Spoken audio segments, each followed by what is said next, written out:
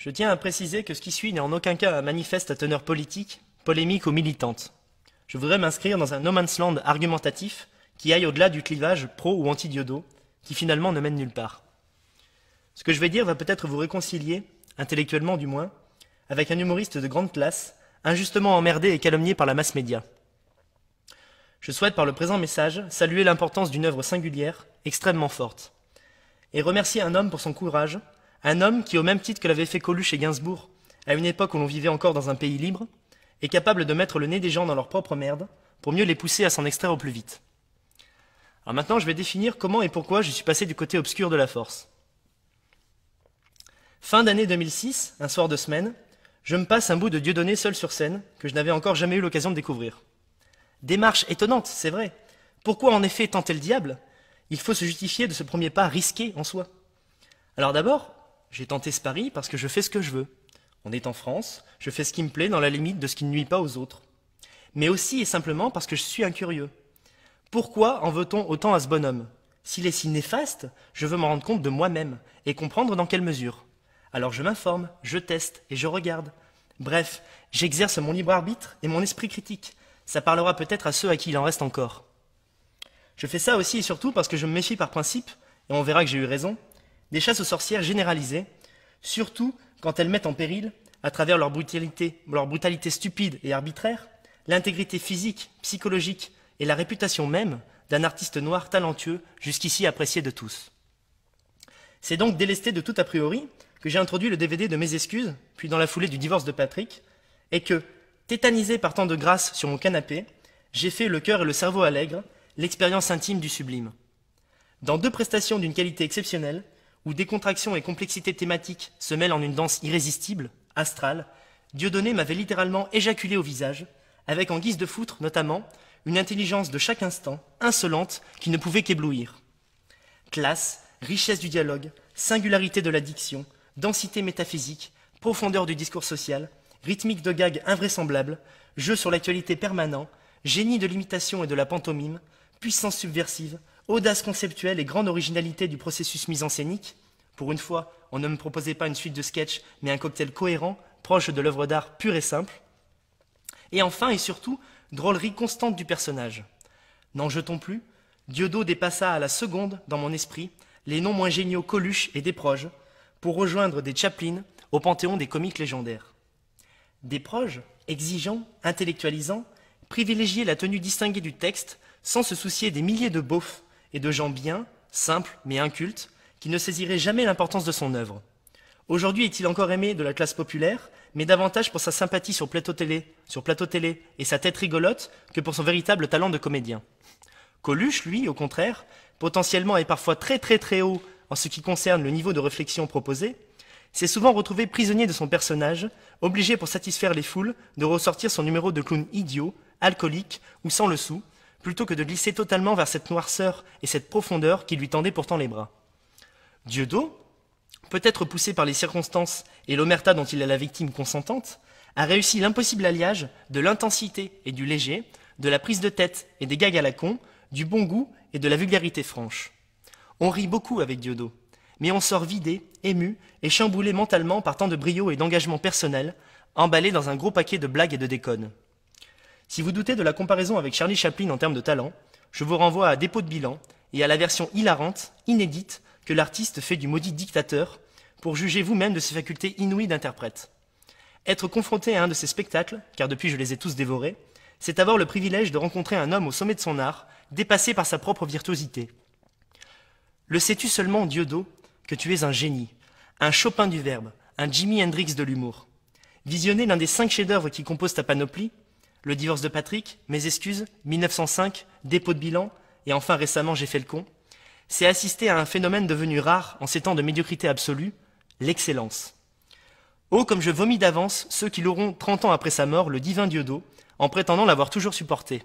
Mais si, vous savez bien, les mêmes qui ont réalisé au lendemain de son décès qu'en plus d'être vilain et étrange, Michael Jackson savait quand même un peu bien chanter. Je hais ces mecs qui ont toujours un train de retard et qui font prendre un train de retard à l'humanité entière. Ça peut paraître précipité de faire dans l'éloge funèbre et l'oraison, mais les meilleurs ont pris cette fâcheuse habitude de partir en premier.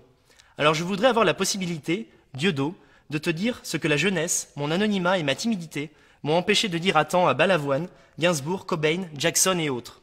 On t'aime, Dieudo. Et l'importance que tu as dans nos petites vies d'un télo hippie qui rêve d'un monde meilleur, en paix, c'est une chose que tu as peut-être du mal à concevoir toi-même. Je te demande pourtant d'y croire vraiment et de continuer à nous émerveiller tant que tu en auras la force. On a besoin de ça, nous les petits, les humbles, les rebelles fatigués, les écorchés vifs, pour continuer à mettre un pied devant l'autre en trouvant ça sensé. Alors je ne vais pas faire l'énoncé exhaustif de toutes les choses qui lui sont reprochées, qui sont nombreuses, mais j'aimerais mettre le doigt sur un détail notamment qui m'afflige. C'est quand on répète une énième fois que Dieudo taperait sur les Juifs pour mettre en avant la souffrance noire. Comme s'il était une sorte de Zorro de la mémoire nègre. Alors là, on est dans le total n'importe quoi. Soit les gens sont complètement idiots, soit ils sont hypocrites, soit ils ne regardent pas ces spectacles, peut-être les trois à la fois, je ne sais pas. Dit autrement, on reproche à Dieudo son soi-disant récent communautarisme black qui entraînerait, paraît-il, une dangereuse compétition des souffrances. Première nouvelle. Je voudrais dire aux personnes qui pensent vraiment que ceci est vrai, qu'ils commettent, pris en flagrant délit d'ignorance et de bêtise, une grave erreur d'analyse. Dieudo ne dit pas que tous ceux qui sont noirs de peau sont ses frères. Non. Lui envisage, et à juste titre d'ailleurs, la négritude comme un concept. La négritude, aujourd'hui, est davantage une position sociale qu'une réalité esthétique ou phénotypique. Et nègre, celui qui est soumis, accablé, privé de sa liberté de penser. Le noir moderne, c'est le RMiste, le malade délaissé, le vieux mourant, le gréviste accablé, le désespéré, c'est moi et c'est Dieudo. Ainsi, Dieudo est-il l'exception qui confirme la règle, puisque c'est un noir nègre, un insoumis qui a la rage au cœur. Mais nous avons franchi, voyez-vous, une étape de l'histoire grave, et sachez bien qu'il y a beaucoup de blacks qui ne sont plus des nègres. Il y en a même qui sont devenus des tortionnaires de nègres. Voir à ce sujet la remarquable caricature que fait Dieudonné de Colin Powell dans J'ai fait le con, où celui-ci, réduit au rôle de chimpanzé commandé par les Monsieur Sylvestre du gouvernement américain pourri, reproduit en une gestuelle immonde, pathétique, à l'ONU, un discours choquant et mensonger sur les soi-disant preuves qui devaient conduire la terre entière à faire la guerre à l'Irak. Alors il y a beaucoup de raisons qui pourraient légitimer fallacieusement cet acharnement sur un type aussi brillant. Et moi je veux m'éloigner des explications politiques ou people. D'ailleurs, politique ou people, c'est un peu la même chose. Non, moi je veux parler de l'évidence, d'une chose à laquelle j'ai eu moi-même affaire toute mon existence, à minima, la jalousie. La jalousie. Pensez donc, jamais un Oscar de meilleur réalisateur pour Stanley Kubrick. Van Gogh, mort avant d'avoir pu entendre « Vous êtes génial ». Orson Welles, constamment empêché. Partout, partout, partout. Même Roberto Baggio, ne riez pas. Roberto Baggio, footballeur incomparable, évincé sans raison de l'équipe d'Italie toute sa carrière. Un mot pour expliquer ces absurdités constantes, pour saisir l'éternel recommencement abruti de l'histoire. Jalousie. La théorie du complot, cela fait bien longtemps que de mon point de vue, ça n'est plus une hypothèse, mais bien la réalité. Les faibles, je parle ici de faibles au sens nietzschéen, les moutons, les non créatifs, les incapables, plutôt que de s'inspirer des forts, ils essaient de les abaisser à leur niveau en usant de tous les moyens possibles. Ingratitude, coups bas, hypocrisie, traîtrise, autoritarisme, ragot, mensonge. Tout pourvu de faire taire le génie.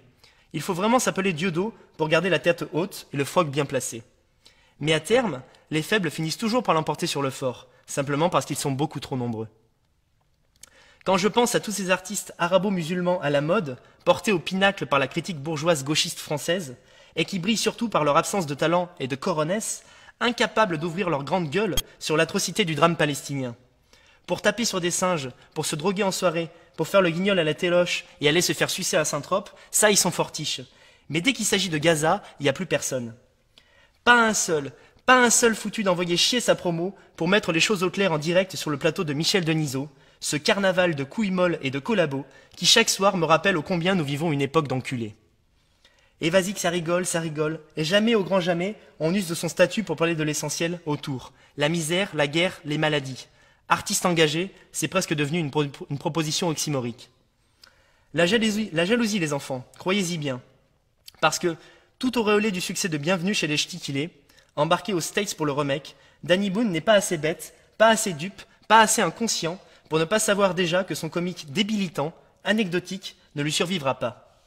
D'ailleurs, il aurait bien aimé un petit César, comme il n'a pas eu honte de le réclamer, pour valider artificiellement, alibi mondain, l'aspect artistique inexistant de son film à la noix. Bienvenue chez les mange-merdes, Weed. C'est là qu'on en est. Faut dire que quand on trosse l'affiche des derrière de bus 3 mois avant de sortir son machin, c'est difficile de se louper. Mais il le sait, Danny Boone, que son bilout, c'est un, et tutti quanti, ça vaut pas grand-chose. Seule vérité de l'histoire, le talent fait en dernière instance jurisprudence, car en effet, il n'y a pas de postérité pour les œuvres médiocres, même pour celles qui ont triomphé de leur vivant. Qui se souvient de celles et ceux qui enregistraient plus de spectateurs et de succès que Mozart, à l'époque de Mozart, et que le déficit de talent a aujourd'hui condamné à l'oubli le plus certain? Bye bye, monsieur Boone, monsieur Eboué, monsieur Dubosc, une petite tempête de sable dans 50 ans, et c'est comme si vous n'aviez jamais existé. L'immense Dieudonné, lui, sans se soucier de ces petites histoires de hiérarchie, continue son bonhomme de chemin, avec, pour se détendre un peu, un opus, Sandrine, en dessous de la moyenne, le temps de se refaire une santé. Quand on enchaîne 6 spectacles en 6 ans, et quel spectacle, on a le droit, il me semble, de se reposer sur ses lauriers. Il faut dire aussi qu'avec son précédent J'ai fait le con, il avait peut-être en un sens tout dit. C'est effectivement dans celui-ci que la formule dieudonnesque trouve, à mon sens, à ce jour, son aboutissement le plus complet. D'abord légèrement déçu par la seule face comique de ce spectacle, dans lequel on rit, il est vrai, moins franchement que les 3 précédents, j'ai comme été rattrapé par une sorte de double effet qui se coule intellectuel, et réalisé en un éclair l'intention véritable après une seconde vision. J'ai fait le con est une comédie dramatique, une satire ferrérienne, pasolinienne, pièce tragique au rebord fun et blagueur, où l'artiste décrit en live, 1h50 durant, la déliquescence d'un monde au bord du gouffre. Et si l'on s'esclave moins volontiers, si l'on en sort très mal à l'aise, c'est parce que Dieudot lui-même ne trouve quasiment plus la force d'en rire, de cette immense balle de faux derche et de salope que constitue l'existence moderne occidentale. Davantage qu'un clown triste, Dieudot est un bon vivant qui s'inquiète des dangers environnants, écologie, montée des communautarismes, conflits géopolitiques bizarres, terrorisme, etc. C'est également et avant tout un artiste total, lucide, qui s'aperçoit que l'humanité n'est peut-être pas en mesure de comprendre à temps qu'elle marche à contresens vers le néant. Voilà. J'estime, pour l'avoir bien étudié, lui et ses confrères, que Dieudonné est le meilleur comique actuel et de très très très très loin. Alors du coup, merde, c'est con. Peut-être que je suis facho. Alors, facho ou pas facho? Antisémite? Réactionnaire? PD? On ne sait pas. Eh bien, c'est à vous de juger. Emparez-vous de son œuvre, faites un peu travailler vos méninges et arrêtez de grâce de les laisser choisir de ce qui est bon à votre place. À défaut d'y répondre, un type comme Dieudonné pose vraiment les bonnes questions. Mon combat personnel consiste en une lutte sans merci contre le triomphe de la médiocrité ambiante. Humoristiquement, je trouve que Danny Boone, Elie Moon, Gad Elmaleh sont inférieurs à Dieudot, et croyez-moi, je ne pense pas ça parce qu'ils sont juifs. Stop au macartisme, stop aux stéréotypes, stop à la bêtise en somme, courez voir Sandrine et les autres farces de Dieudot, et vous comprendrez que ce qu'il nous propose, ça ressemble quand même vachement à la possibilité d'un monde cohérent où l'on vivrait tous unis, intelligemment et en paix. Un monde en somme où l'on saurait aimer.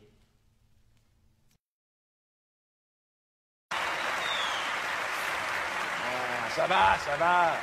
C'était le petit quart d'heure émotion, tu vois. J'essaye de changer d'image aussi. Hein. Ça va d'être une ordure en permanence avec un gosse, c'est bon, tu vois.